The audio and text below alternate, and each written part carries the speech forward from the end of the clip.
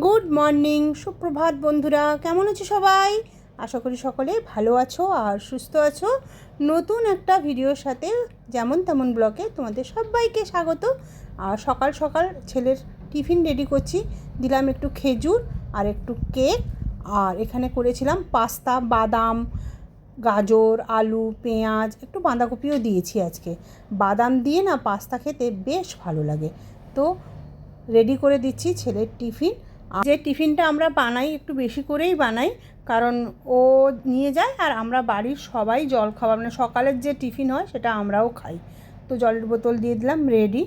এবারে ও বেরিয়ে যাওয়ার পরে এই যে নিয়ে বসেছিলাম ফ্রিজকে আজকে ভালো করে ধুয়ে মুছে পরিষ্কার করে নিয়েছি। এই যে আমার এই কি বলে এগুলোকে, প্লেটগুলো না, এই প্লেটগুলো হচ্ছে কাঁচের, তাই এইভাবে কাপড় দিয়ে রেখেছি সাবান দিয়ে পরিষ্কার করে। আর ফ্রিজটা অনেক দিন ধরে নোংরা হয়েছিল, প্রায় মাসখানেক মতন, একদম ডিপ ক্লিন করিনি, এমনি ওপর মোছা হয়ে গেছে, কিন্তু কোনো দিন ডিপ ক্লিন করা হয়নি। তারপরে ওটাকে দিয়ে চলে আসলাম। এই দেখো আমার গাছে কি সুন্দর আজকে জবা ফুল ফুটেছে। আর এখন যা ফুলের বাজার, ও বাবা, 10 টাকায় এইটুকু ফুল দেয়, মানে সব ঠাকুরের পায়ে হয় না। তাই এই আমার ফুল গাছই ভরসা, খুব ফুল দেয় এই নয়নতারা গাছগুলো। ফুলগুলো খুব বড় বড় হয় আর অনেক ফুল দেয়। তো চলো, এই যে এখানে একটা ফুল ফুটবে, কলকে ফুল, শিব ঠাকুরের প্রিয়। আর দেখো কত ফুল। এটা কিন্তু একটা গাছের ফুল, আর একটা গাছের ফুল এখনও আছে। হ্যাঁ, সেটা কালকে তুলবো। নয়নতারা গাছের ফুল না শুকায় না, 2-3 দিন থাকে। চলো এটা ঠাকুরের কাছে রেখে দিই। দেখো আমার ঠাকুরের বাসনও মাজা হয়ে গেছে। এবারে পুজোতে বসবো। আর পুজো টুজো কমপ্লিট হয়ে গেছে। আর এখানে আমি চলে এসেছি পুরো ফ্রিজটাকে একবারে ডিপ ক্লিন করতে। চকচক করছে। আমি না ওই সোডা ফোটা দিয়ে ফ্রিজ পরিষ্কার করি না। প্রথমে ওই যে জলে ভীম জেল দিয়ে স্কচ ব্রাইট দিয়ে একটু ভালো করে দলে নিই, তারপরে গরম জলে একটা কাপড় দিয়ে ভালো করে পরিষ্কার করে নিই। এটা হচ্ছে ফ্রিজের ভেতরটা, বাইরেটা নয়, বাইরেটা এমনিই পরিষ্কার করি। ওই কি বলে খাবার সোডা এই দিয়ে আমি কখনও পরিষ্কার করি না, আমি সবসময় এভাবেই পরিষ্কার করি। তারপরে চলে গেছিলাম বাজার থেকে নিয়ে এসেছি চিংড়ি মাছ, ভালো করে ছাড়িয়ে নুন হলুদ মাখিয়ে রেখেছি। আজকে একটা চিংড়ি মাছের দারুণ রেসিপি করব, চিংড়ি মাছ ভাপা করব। তার জন্য দেখো বাটিতে নিয়েছি 1 চামচ সাদা সর্ষে, 1 চামচ কালো সর্ষে আর 2 চামচ পোস্ত। এটাকে ভালো করে একটুখানি মিক্সিতে ঘুরিয়ে নেব, যাতে গুঁড়ো গুঁড়ো হয়ে যায় ভালো করে, কারণ জল দিয়ে এখন যদি পেস্ট করি না, ভালো স্মুথ পেস্ট হবে না। তাই আগে একটুখানি এটাকে ঘুরিয়ে নিলাম। দেখো এইভাবে হয়েছে। এবারে এতে এক করে জিনিস দিলাম একটু হলুদ, একটু নুন আর একটু শুকনো লঙ্কা। আমার কাছে না লঙ্কার গুঁড়ি নেই, তাই একটু শুকনো লঙ্কা দিলাম। আর তোমাদের কাছে লঙ্কার গুঁড়ি থাকলে কাশ্মীরি লঙ্কার গুঁড়ি দিতে পারো। আর এই দেখো নারকেল, এই নারকেলটা দিলে না খুব ভালো স্বাদ হয়। অল্প পরিমাণে জল দিলাম যাতে মাখো মাখো ভাব হয়, আর এটা ঘুরবে ভালো।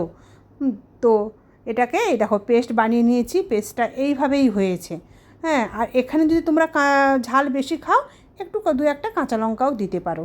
তো চলো এটাকে, যেটাই আমি ভাপে বসাবো সেই বাটিটাই ঢেলে নিচ্ছি।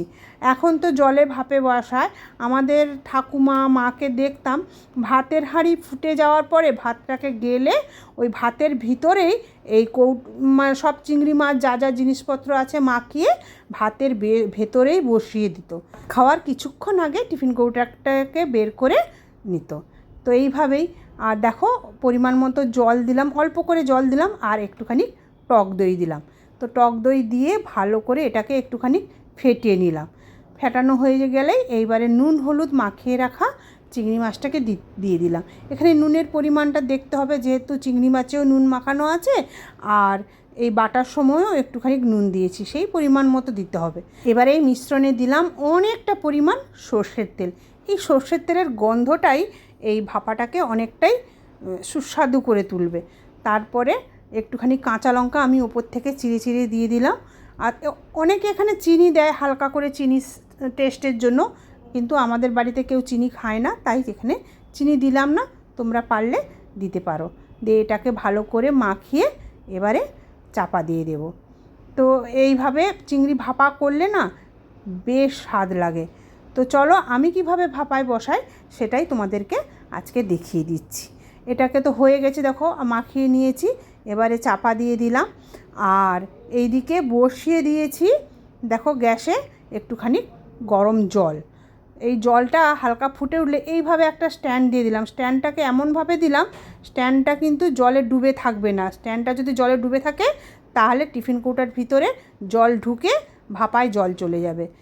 তারপরে এই টিফিন কৌটাটাকে বসিয়ে দিলাম। প্রথমে জলটা যেন টকবক টকবক করে ফুটে, তারপর টিফিন কৌটাটাকে বসিয়ে একদম আঁচটাকে সিমে দিয়ে দেবো, দিয়ে ওপর থেকে একটা চাপা দিয়ে রেখে দেবো। রেখে দিলেই এবারে রেডি হয়ে গেল।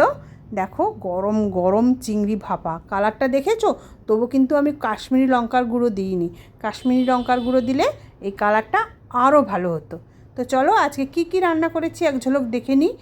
ডাল করেছিলাম, আর এখানে চিংড়ি ভাপা, আর এটা ওলের দম, আর এটা মাছের ডিমের বড়া। এই হচ্ছে আজকে দুপুরের লাঞ্চ। সঙ্গে তো গরম গরম ভাত আছে, সেটা আর দেখাইনি। তো এবারে চলে আসলাম একেবারে সন্ধেবেলা কর্তামশাই বাড়ি এসছে। এসেই দেখো একদম পুরো সবজির বাজার করে এনেছে। আমার ছেলেমেয়েরা তেমনভাবে সবজি খায় না, ওই একটু মাছ মাংস ডিম হলেই আর একটু ভাজাভুজি হলেই চলে যায়। কিন্তু কর্তামশাই বাড়িতে আসলে প্রচুর সবজি আনে, উনি সবজি খেতে পছন্দ করেন, আর তার সঙ্গে আমাদেরও খাওয়া হয়ে যায়। আর বাচ্চা কাচ্চাও ওর বাবার ভয়ে সবজি খেয়ে নেয়, আমাকে তো পাত্তাই দেয় না। মোটামুটি এইগুলো এবারে ফটফট করে গুছিয়ে ফেলি, গুছিয়ে ফ্রিজে রেখে দেবো। ভাগ্যিস ফ্রিজটা আজকে একদমভাবে পরিষ্কার করা ছিল। আজকে যদি না পরিষ্কার হতো না, ওই করব বলে না আর হয়ে যেত, আর হতোই না। আর এখানে চানা ভিজিয়ে রেখেছিলাম, আজকে সন্ধেবেলা রান্না হবে চানার তরকারি রুটি। এখানে দুধ গরম হয়ে গেছে, আর এখানে ফুটছে গরমা গরম চা। আর আজকে সন্ধেবেলা খাওয়ার জন্য এই দেখো মুড়ি মাখা করেছি। কে কে সন্ধেতে এভাবে মুড়ি মাখা খেতে পছন্দ করো অবশ্যই জানিও। ছোলা দিলাম, আর কাঁচা পেঁয়াজ কুচি পেঁয়াজ কুচি দিলাম, একটু চানাচুর দিলাম, একটু ঝুরি ভাজা দিলাম। এখানে কম পড়েছে একটুখানি আলু ভাজা, আর শশা কুচোনো, আর একটু লেবুর রস দিলে না বেশ ভালো হবে। তার জন্য কি ব্যবস্থা করেছি, এই দেখো এই আচারটা মিক্স পিকল, এর খেতে বেশ ভালো লাগে, একটু টকটক ঝালঝাল আছে। এইটা দিয়েই না মাখিয়ে দিলেই একদম সুন্দর আম তেলের মতো স্বাদ হয় এর, দারুণ লাগে। এটা আমরা কিনে নিয়ে এসে রাখি মুড়ি খাওয়ার জন্য, আমি তো ভাতেও খাই, বেশ ভালো লাগে।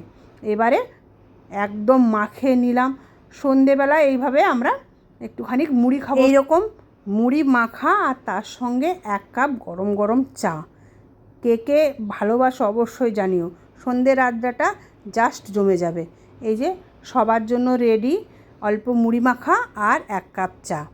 তো এই মুড়ি মাখা আর 1 কাপ চায়ের সঙ্গে এই আমার প্রিয় সিরিয়ালের সাথে আজকের ভিডিওটা এখানে শেষ করছি।